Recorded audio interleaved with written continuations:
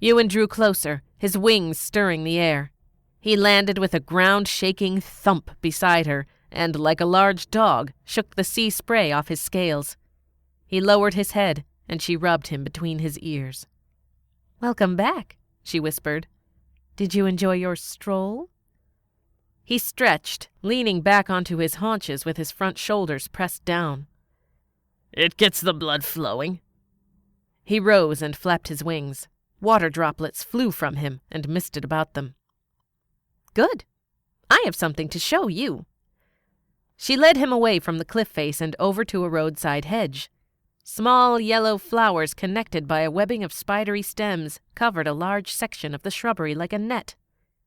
"Bind rose," she explained.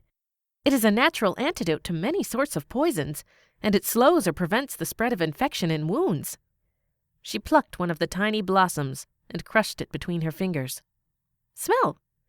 She held it up to him. He sniffed, his nostrils flaring. "Sour. Why the botany lesson?" She shrugged.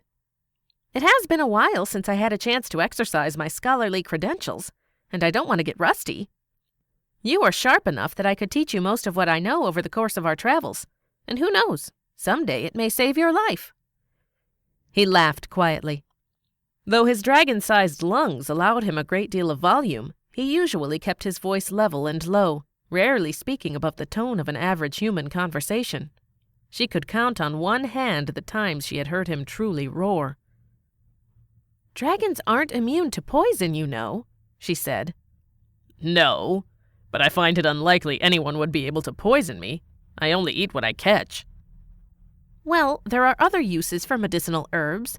Do dragons get colds?" He hesitated, then laughed again. "You know, I have no idea. If we did, it could be messy. One time I was hungry and couldn't find any large game, so I snagged myself a goose, and the feathers, well, the sneezing fit started a grass fire. Thankfully, it had rained recently, or it could have been a disaster." She laughed. "Are you ready to get started?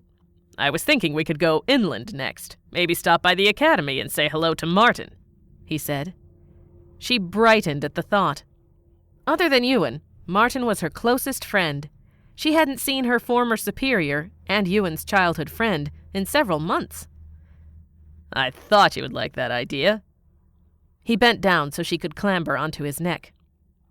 "I still think I could use a saddle," she commented as she settled in between his shoulder blades.